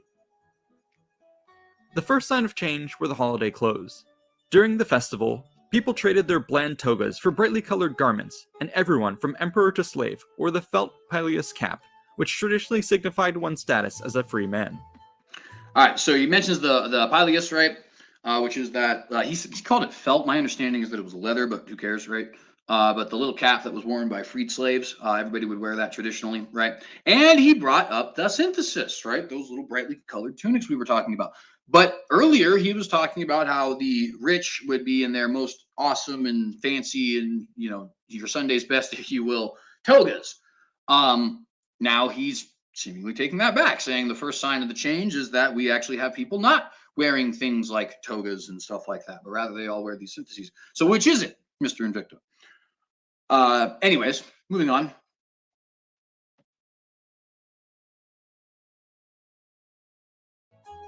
The second sign of change was the new social order. Each family would select a princeps, or leader of Saturnalia, who was typically of lower status. This might be a child or servant. Slaves were now treated as equals and might even be elevated to the point that their masters served them. Reportedly, slaves were exempt from punishment and even allowed to insult their masters, within bounds of reason. This all came together at the All right, so there's a couple things that need to be mentioned about that. So the first thing is he talks about the Saturnalicius princeps, or the king of Saturnalia, excuse me. And yes, it was typically somebody of lower class, potentially a slave or a poor person or a foreigner, maybe a child. And they would basically, by lot, select this person to be the quote king for a night. And you had to listen to anything that they would say, so long as the things that they would say were ridiculous, because that was customary. They were supposed to be ridiculous, right? So that part actually he does have relatively accurate. Now there are some who say that the Christmas tradition of the Lord of Misrule actually comes from that. It is entirely possible that that Christmas tradition actually derives from the Epiphany King and not the Saturnalicus princeps, but it's really kind of hard for us to know. So that could potentially be something of important note there. It could be one of the very few details in here that we actually have correct. Another point, though, for us to mention here is the slave equality. It is not nearly as profound as I've said earlier as people like to say. So just as a couple examples, Seneca in his moral letters says that he would only allow slaves who deserved it to come and eat with him. Macrobius in his multi-volume work Saturnalia says that the slaves dined before the masters, which is certainly a really cool status change, but that they did not dine with the masters as equals, right? So not quite what people would actually think. We also have Solinus, who writing in his collection, specifically 135, he says that many served the slaves but refused to eat with them. So in other words, you'd have these people who would, they, honor the holiday tradition of giving these people their food and all that kind of stuff, potentially even preparing it, although Seneca seems to suggest that these slaves themselves would actually be the ones preparing the food, and then we get the food served to them by the masters in what was literally nothing more than ceremony. Excuse me. But once again, that these people would refuse to eat with them. Athenaeus says in his 1463-9b that the children would serve the masters very often, would serve the slaves very often, but not actually the masters themselves. And then one of the best examples of this is Epictetus. And Epictetus is a former slave who actually becomes a more higher class person. And he says, and this is a quote, "A true master is whoever has the power of bestowing or taking of, a true master is whoever has the power to, the power of bestowing or of taking away things desired." One more time, because I said that terribly. A true master is whoever has the power of bestowing or taking away things desired. You can find that in Epictetus's Discourses. What's the point there? The point is to say that we like to think in the modern day of Saturnalia as, they're overturning the social order and all that, and certainly that's supposed to be the point. But it is greatly exaggerated according to what we know, both from the sources and from the upper class sources, and from the lower class sources. Excuse me. And as Religion for Breakfast often says, we need to take our sources when it comes to Romans talking about slavery with a very hefty grain of salt, right? But nonetheless, just wanted to point out that it's not necessarily wrong, right? And it's not wrong in Invicta's case, even if it was necessarily wrong, because this is the point of the holiday, as much as it is that this was greatly exaggerated. And sometimes it was exaggerated in the self-same works that tell us it was exaggerated. For example, Macrobius in his Saturnalia is talking about, time without slavery and everybody's equal and all this kind of stuff. And yet he's also the one who talks about slaves dining before and not with masters, right? So definitely take a lot of that with a grain of salt. Grand public feast on the first day of Saturnalia, following the religious ceremony at the Temple of Saturn. The Aedals for the year would actually foot the bill and plan out the banquet, which meant that its appearance depended on who was responsible and how much money they had. Most of the time, tables would be set up in the Forum, the only open space large enough to hold such a large population. The Aedals would coordinate with the hundreds of local bakeries and other food providers who worked overtime to build up a massive stockpile for the occasion. The meals were as extravagant as possible and became truly incredible with the rise of the cosmopolitan empire. Arriving at the feast, one would witness a truly impressive display. From the bakers came the best breads, tarts, spice cakes, pastries, and little gaiuses, while from the merchants and farmers came produce of every description: plums, pears, apples, nuts, dates, and more. They would be incorporated into dishes, made into candied fruit, and eaten whole. In addition were all kinds of meats, and wines from every corner of the empire were set out to give the illusion of a truly unlimited river of drink. Even rare delicacies were served up to all, things that the upper classes ate but the poor couldn't afford, like stuffed dormice, sow wombs, as well as varieties of exotic fish and birds, including lampreys, flamingos, and peacocks. This fantastical banquet of dreams was gorged upon by all of Rome. For hours, everyone ate and drank to their heart's content. When the meal was finally winding down, the shouts of "Yo Saturnalia" would break out. They heralded that the greatest party of the year had only just begun. For 7 days, people partied in a carnival-like atmosphere akin to a New Orleans Mardi Gras. Everyone was encouraged to join in on the fun, and sleep was in short supply. However, there were of course your typical Christmas Grinches. The philosopher Seneca apparently tried to convince a friend to replace the wild revelry with a quiet dinner, and Pliny the Younger actually had a soundproof suite built so that he could get work done throughout the week while his entire household partied. But peace and quiet were truly hard to come by. Here is a revealing quote from Libanius. "Night falls, but no one sleeps. The common people engage in songs, wild dancing, and mocking jest. They do this even in the commercial district, barging in, pounding on doors, shouting and mocking. Some people are angry with what they hear, but others consider it an occasion for laughter. No one present is so austere that he censures these goings-on. Even he who is too self-controlled to laugh breaks out laughing. Meanwhile, the public spaces teemed with activity. The Forum, for instance, drew huge crowds to see a range of itinerant performers, from jugglers to puppeteers and snake charmers. Otherwise illegal gambling tables were set up as well and drew many participants. Sponsors might also pay for lavish displays of entertainment. In one instance, we hear of female gladiatrices, dwarfs, buxom Lydian girls, and performers who came in from Syria to Spain. So a couple things here that I just want to add detail to. The first thing is he brought up the gambling. So fun fact, there was actually a tradition of gambling with nuts, like almonds and stuff like that, rather than with money, because obviously a lot of people were poor, especially the slaves, right? And so you'll actually, if you read Roman history, you'll hear a lot of people talking about how they look forward to the Saturnalian nuts, which is just, gambling, but you're gambling for the nuts. You also may notice here in this image that they are playing dice. That is actually historically accurate, believe it or not. The Romans did play dice. That is how old that game is. You can actually find pictures online of Roman dice that we have dug up. Of course, obviously completely destroyed at this point. But yeah, they totally exist. So that's a super cool thing. The second thing is he mentioned some of the sources talking about dwarves fighting and women fighting and stuff like that.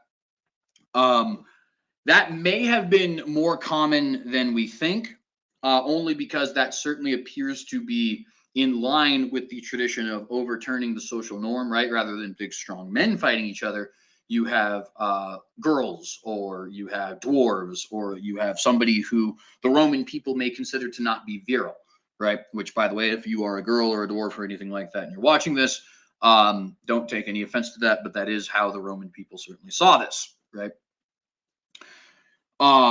So that it's interesting just to note that we may actually have, or they may actually have, had these sort of weird gladiatorial fights a little bit more often, as it was in theme, if you will, with the holiday. And there are numerous sources that we can go to for that. One of the ones that I think is relatively awesome is Robert E. A. Palmer. But nonetheless, it's certainly a very interesting conversation. Actually, I think Robert Palmer might be a source I had for something else. Yes, Robert E. A. Palmer is actually Roman Carthage at Peace. He's the one who talks about the Greek rites being introduced. So I'll have to find where exactly. Sorry, I have a bunch of these notes here. I have like 4 different modern historians referenced here, so I'm getting them a little mixed up. So I do apologize for that. It's a good thing I caught it though, so we don't give you guys some false information. But yeah, just a fun thing to note about the Saturnalia nuts and the gladiatrixes and stuff like that. Super interesting. Nothing he got wrong there, right? But just super interesting.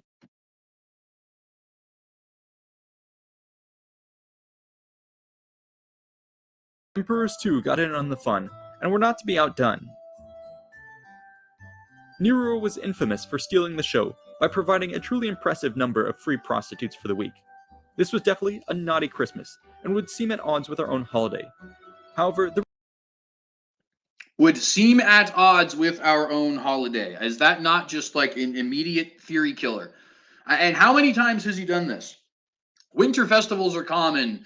There's like 10 holidays in December. Every month has a Roman holiday. Synthesis were worn and not actually togas. The Greeks actually had rites that were introduced at a point in time. I mean, constantly this guy is saying things that demonstrate that he is not putting the pieces together here, right? Clearly, the customs that took place on Saturnalia are not associated with the customs we have in Christmas. You may have incredibly vague customs, which he's about to mention, such as gift giving, which we'll thoroughly destroy here as soon as he mentions it. But this idea that, Christmas was some kind of a Mardi Gras or something like that is, of course, just wrong, hilariously false. And he even seems to admit that. And he admits a lot of the things that he got wrong here, but just continues to run with it anyways.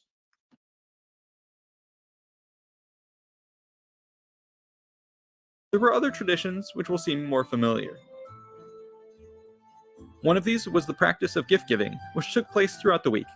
The poet Martial writes about individual, personalized gifts with small greeting cards to go with them, and even alludes to a secret Santa-style form of gift giving that was popular. These ancient Roman presents could be anything: musical instruments, writing tablets, boxes of hobby supplies, beauty products, toothpicks, tableware, exercise equipment, weapons, or even a well-bred pig. Children generally got dolls, while close friends were given special wax candles that were lit to signal the advent of a golden age coming in the new year.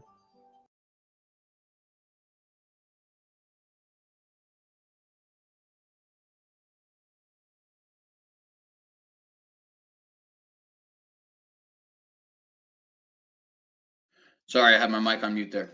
So a couple things that are certainly important to reference here. Excuse me.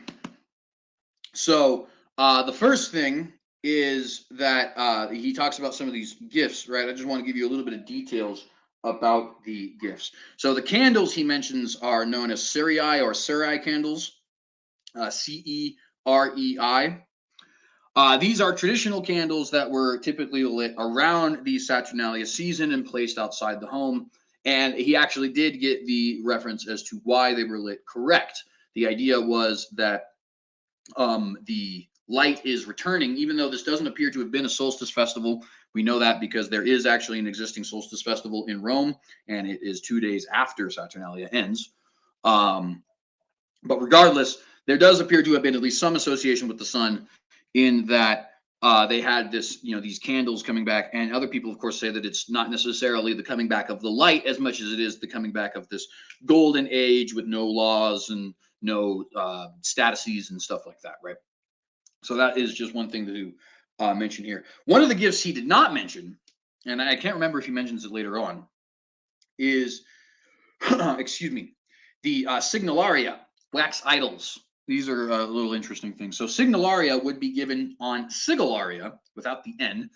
And Sigillaria was the very last day of, I think he does actually talk about this later, so I might be preempting this, but regardless, the very last day of Saturnalia. So the 23rd of Saturnalia, or the 19th, depending on what era you're celebrating it in.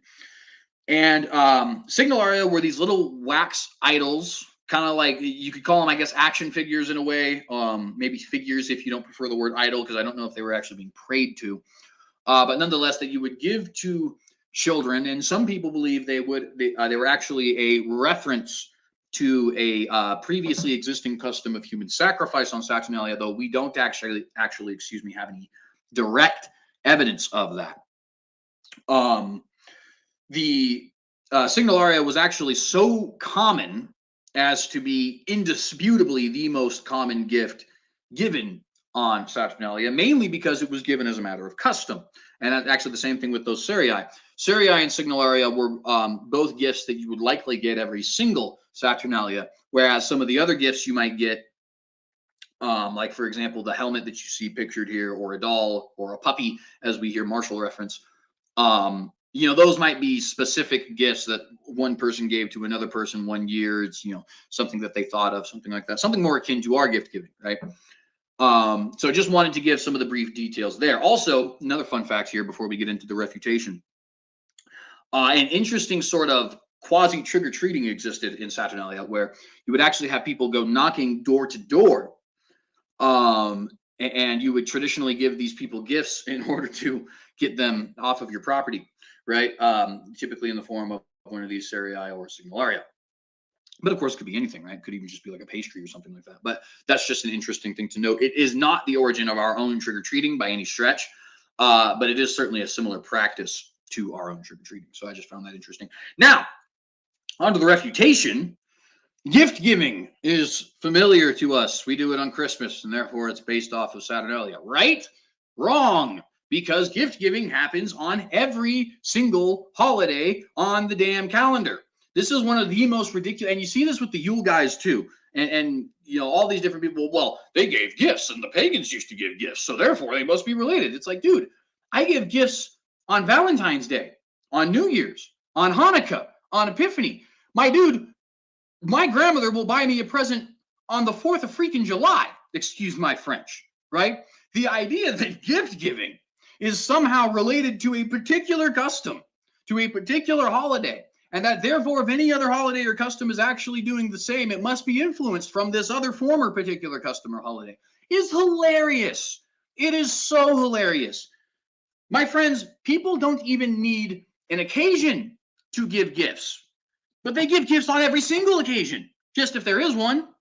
We give gifts on birthdays, on holidays, on anniversaries, on graduations. I mean, what event? There are people who have given gifts at funerals, for crying out loud, right? What celebration or gathering does not include people giving gifts? I would very much like to know. It's a completely absurd claim to make, to say, well, they gave gifts and we give gifts, therefore they must be related. You clearly have not thought about this for longer than 2.5 seconds. And I don't mean to be rude, but I kind of do mean to be rude. Like, you got to be kidding me with this nonsense. The candle one is one too. He didn't actually focus on the candles here, but he will focus on the candles in about 4 minutes once we get to the end of this, right? And again, how vague could you possibly be? There are candles in every single holiday. There are Advent candles. There are Paschal candles for Easter. There are Hanukkah candles. There are Halloween candles. We call them jack-o'-lanterns. There are Candlemas candles, obviously. We have birthday candles. Sometimes we have candles that are just around, right? In fact, consider this. Before the 1800s, they didn't have light bulbs. Well, before the 1900s, I should say, late 1800s, early 1900s. They didn't have light bulbs, meaning if you had a light in your house, it came from in the form of a torch, a lantern, or a, shocker, candle, right? The idea that, well, they had candles, so therefore, that means we must have, okay, so I guess we take the influence from Valentine's Day too. There's candles then. I guess we take influence from Kwanzaa too. There's candles on that, right? It's obviously completely ridiculous. Every single holiday on the calendar has candles. All of them, without exception. There is not one that does not celebrate with candles. Find me it. You won't do so. And by the way, once again, this is a custom that you don't even need a event, right, to actually have happening. You ever heard of a chandelier? Well, have you ever noticed that chandelier looks a lot like candelure? Well, it's because an original chandelier was a big thing in the center that had a bunch of candles on it. In fact, you may have seen people with those big sticks. They have a little torch on the big stick, and they go up to light the candles. Well, it's because they can't reach those candles, right? And they'd also put a little lid on that too, so they could cover the candles and put them out at night. What's the point? The point is everybody has candles. Everybody has gifts. Everybody has candles. And everybody has December festivals. So we have just as much evidence right now to say Christmas is based off of Saturnalia as we do to say Christmas is based off of Hanukkah. Christmas is based off of St. Nicholas's Day. Christmas is based off of Kwanzaa. Christmas is based off of literally any other holiday in the month of December, right? Just want to continue with that.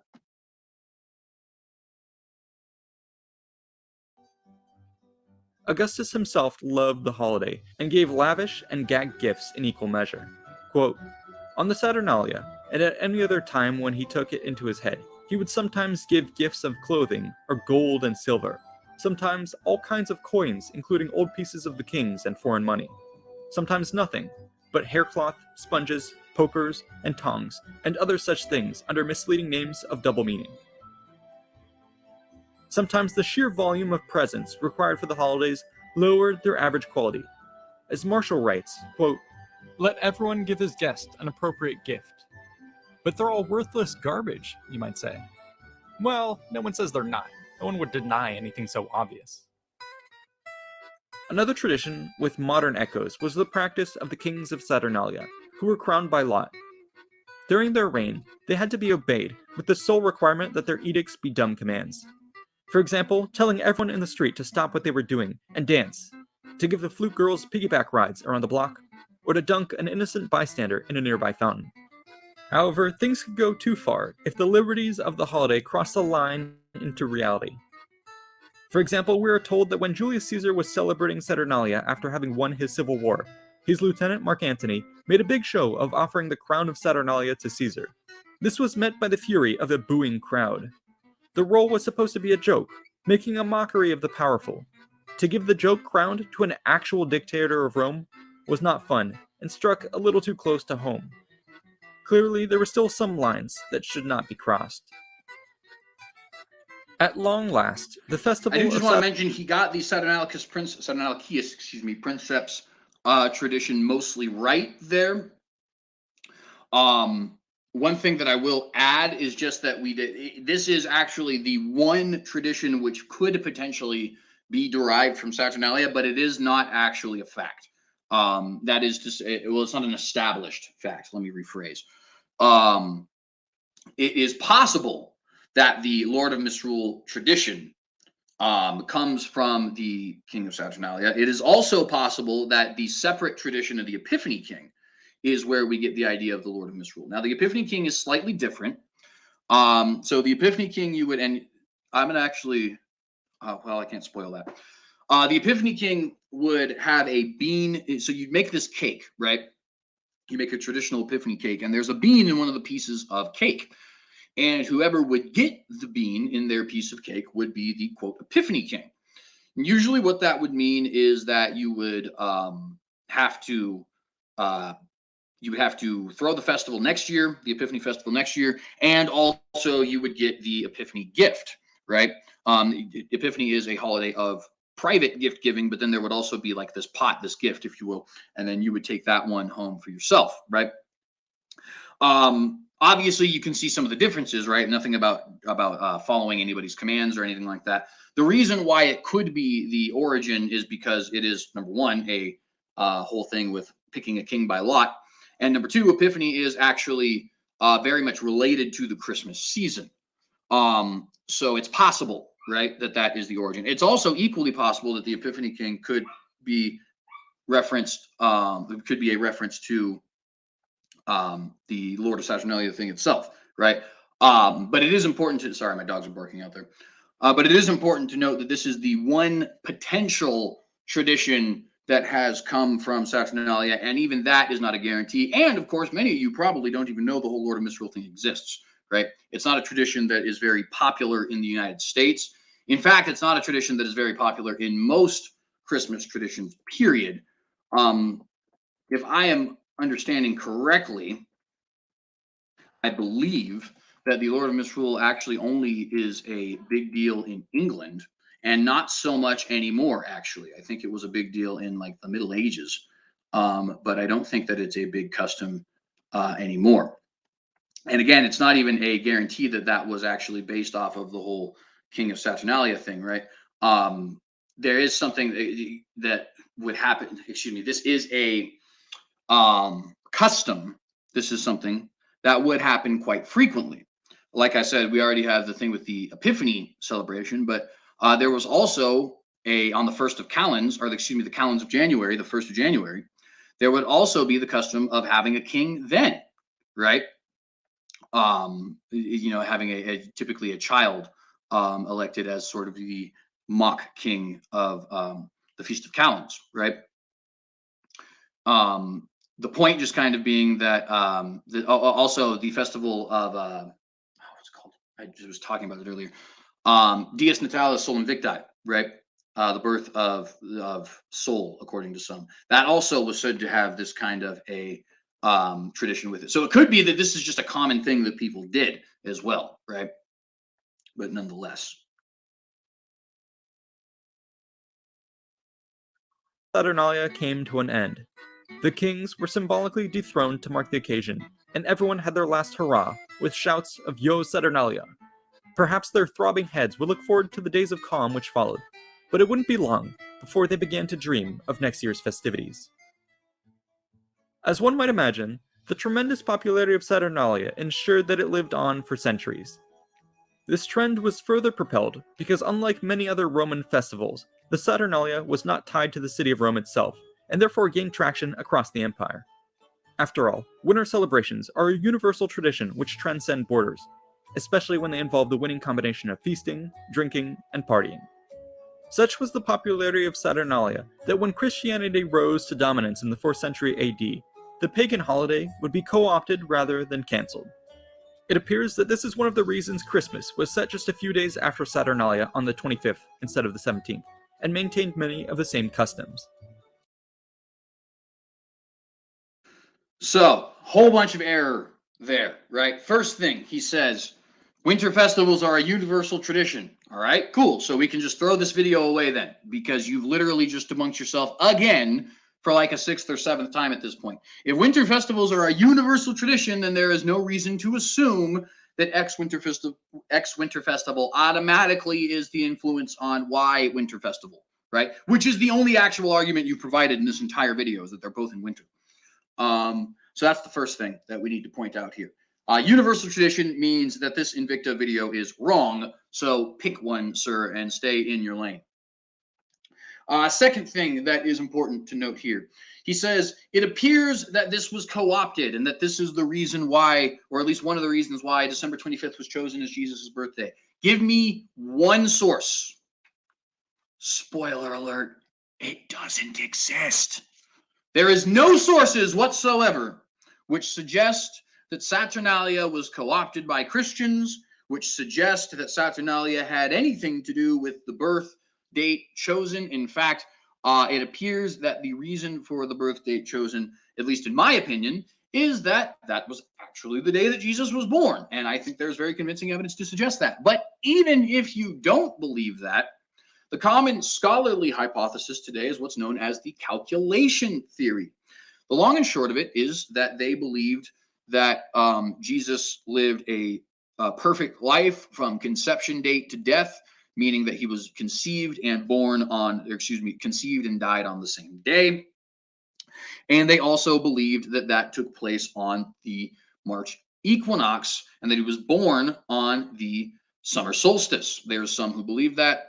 Certainly, but obviously I don't believe that some who believe that actually were representative of the entire reason for choosing that particular date. Otherwise, I wouldn't believe that Jesus was born on that date, right? But nonetheless, this is what's known as the calculation theory, right? Notice it has absolutely nothing to do with Saturnalia. Let me say this boldly, friends.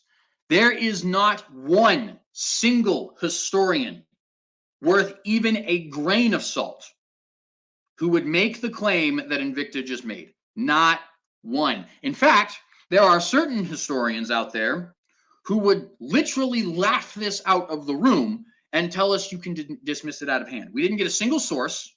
He talked about Christmas having some customs that we adopted from Saturnalia, but like what exactly? You potentially have one, which is the Saturnalicaeus Princeps, right? Potentially. Emphasis on the word potentially, because it appears that this was actually a relatively common practice for people to do around holiday times. And this did not become popular until Tudor England in the 1500s, and it only became popular in England and not anywhere else, and it could very easily have been based off of the Epiphany King celebration, which has nothing to do with Saturnalia. But besides that, what do you have? Candles? Every holiday has candles. December, you already pointed out that December's winter festivals are a universal tradition. Gift giving? Give me one holiday that doesn't have gift giving. Let me just be perfectly clear. There is no link whatsoever. And this man has explained it all himself. You've seen it laid out. What custom that he brought up do we still follow, other than those that are universal, such as eating food and giving presents? Because so far what we've been provided with is literally the equivalent of saying Martin Luther King Day is clearly based off of the new year because they're both in the same month. And, you might give gifts on two of them. That's the equivalent of what we got so far. Clearly, that's hilarious. Absolutely ridiculous logic, right? In fact, you could make that even better. You could say, well, I personally think that the Epiphany holiday is based off of the New Year's holiday. After all, both involve candles and gift giving, and they're only 5 days apart. Sounds genius, right? Obviously, I'm a brilliant scholar. You should give me an honorary doctorate from Princeton, from Harvard, from Yale. I'll take one from Stanford also. Oxford would be nice. In fact, I'll actually take a historical teaching position at Oxford, if you wouldn't mind. Obviously, I'm being obtuse and sarcastic because everybody would recognize that that logic is hilarious. It's mockable. It's contemptible, my friends. If your only evidence that Christmas is based off of Saturnalia is the fact that it took place in December, or the fact that people gave presents, then I'm sorry, I just don't trust you to do the history of my holidays. Okay? Now, we're going to continue. Oh my goodness, because he's going to make a claim that is just so absurd. And I need you guys to hear it for yourself. Oh, I can't even help myself. I'm reading my notes and just remembering this. But no, here, let's go ahead and go to it. You guys will love this.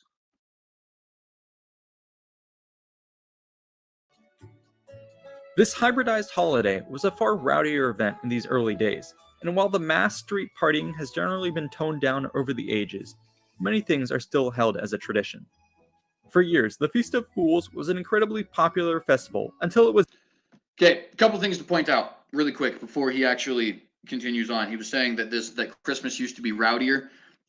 This is anachronistic. Christmas was rowdy in the 1800s, my friends.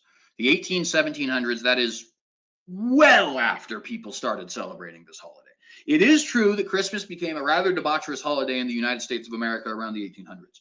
And in fact, there was a very popular propaganda campaign that is the origin of our modern Santa Claus that is actually the response to that debaucherousness. However, it is equally true that that was 1800 freaking years after they started celebrating the holiday. Do you know how to math, my guy? Do you know how to math, my guy? So ridiculous. So ridiculous. Like, and I'm sorry, but I just have to be blunt with this. This is a consistent problem when it comes to the holly haters. They do no research whatsoever. These guys are just like, you could have brilliant 256 IQ, triple PhD having guys up here. And all of a sudden their brain just falls out of their mouth the second they start talking about holidays. I don't understand it. It's completely ridiculous. 1800s, friends, 1800s in the United States. Oh, well, that just means Christmas was always this debaucherous holiday, don't you know? Like, come on. Are you kidding me? Are you kidding me? But of course, he's not kidding. And that's not even the claim I was talking about earlier that I was laughing at, by the way. That was just another claim I wanted to make sure that we were referencing. Also, he says that the Festival of Fools was banned by the church. Not true. Well, actually, it depends on what church he's talking about. The Church of England did abolish the practice of basically electing a boy bishop. But I don't believe the Catholic Church ever did it. But regardless, the custom is specifically a British holiday custom anyways. So it's very unlikely that this was actually based off of the Saturnalia Princeps anyways, as I've already pointed out. But if he's referring to the Catholic Church here, which by the image he placed up, it appears that he is, that's not true. It was the Church of England who actually ended the Lord of Misrule custom. And even then, it continued on for quite some time after the Church of England had banned it. For example, it became very popular in Tudor England. In fact, it was arguably more popular in Tudor England than it was before it was banned. So that's an interesting kind of fact there. But nonetheless, I promised you guys a hilarious claim, so let's continue. Was banned by the church in the 15th and 16th centuries. Wax candles are still a central part of a traditional Christmas with Advent candles, and freedmen's caps have generally been replaced by Santa hats, or if you live in Britain, paper caps and crowns. Did you hear that? And of course, the tradition of giving gifts to family and friends is still running strong. Now, of course, we've already thoroughly debunked the candle idea, and we've already thoroughly debunked the present idea, and we've even provided evidence that the idea of Saturnalia Princeps being the origin of the Lord of Misrule could be wrong. But did you catch it, guys? The wearing of the Peleus is apparently our influence for Santa caps. Oh my!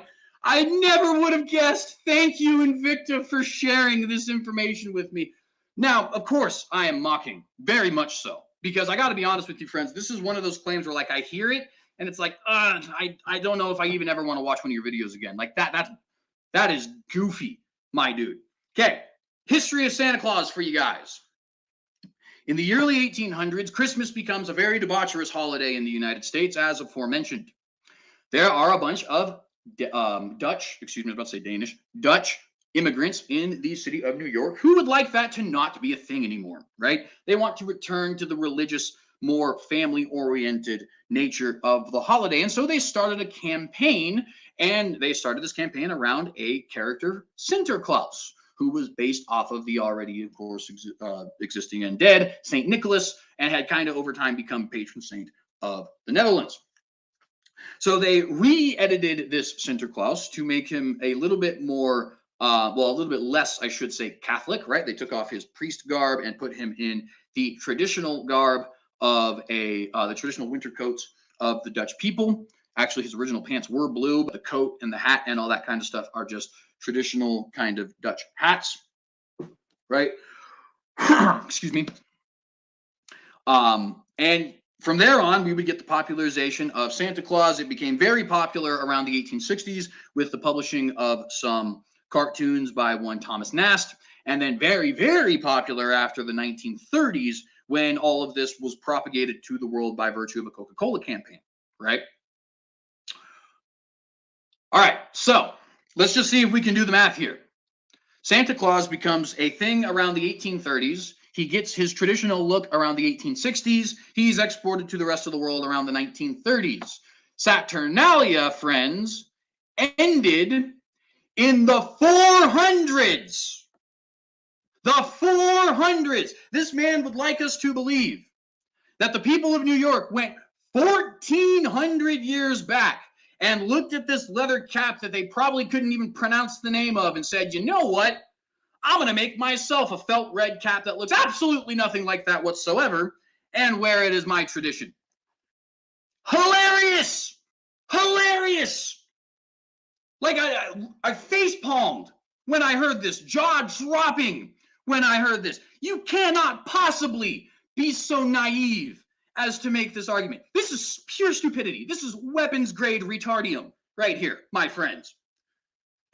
Sorry, and I shouldn't say that. I'm sorry. That's insulting, and I shouldn't say that. But like, are you for real?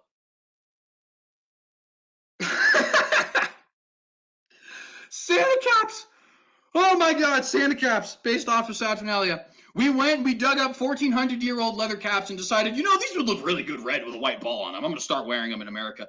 Wait 100 years to export them to the rest of the world, and then we're going to have this new Saturnalia custom. Absolute genius. This Invicta is brilliant. I mean, honestly, I don't know. I'm going to drop my faith and become an Invictite. I don't know about y'all. Perhaps that's not as ridiculous to y'all as it is to me, but I was just, oh my gosh. I guess beanies are based off of the tradition of wearing a Peleus at Saturnalia, right? I mean, at least a beanie actually looks a lot more like a Peleus does. Jeez. So stupid. So stupid. Oh, I couldn't even handle it. Dude, the Holly haters are the worst. Like, they're like flat earthers, I swear. It's ridiculous. It's like, this is almost as bad. In fact, it's probably worse because I'm almost 1,000% sure that History with Hilbert was joking. But assuming that he wasn't joking, this is as bad as History with Hilbert saying that we sacrifice our turkeys just like they did at Yule. What am I doing with my life? Oh my gosh. All right. Anyways, I've had my fun. Let's let him finish the video.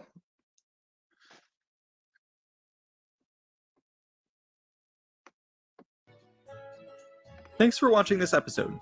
What do you think of the pagan origins of Christmas? All right, so that was the nonsense video that is Invicta's Saturnalia, Rome's Pagan Christmas. My friends, don't trust the Holly haters. They are so woefully uninformed that it's not even remotely comical. Actually, it's beyond comical. It's like, take your favorite stand-up comedian and take your favorite bit from that stand-up comedian. It's more comical than that. It's more absurd and mockable and contemptible than that. I say this even with a little bit of respect because, as I've said, I do very much admire History with Hilbert, and I do watch Invicta sometimes. He does do some relatively solid work in other areas. But when I don't know what it is when it comes to talking Christmas or Thanksgiving or Halloween or Valentine's Day or any of this kind of stuff, these people just all of a sudden revert to starring in a 1994 movie that originally starred Tom Hanks. Some of you might get the joke there. And the point of these last couple of videos is, friends, Christmas is not based off of Yule. Christmas is not based off of Saturnalia. Christmas is not based off of Dies Natalis Solis Invicti, right? It's not based off of any of these. And if you believe it is, I'm sorry, but you are woefully uninformed. You have been misled, okay? And you just simply need to do more research. It's that simple. It's that simple. This is flat earth levels of hilarious. We're literally making arguments that hats that disappeared 1400 years ago are reemerging as Santa caps, and that the eating of a turkey is a sacrifice to a Yule god.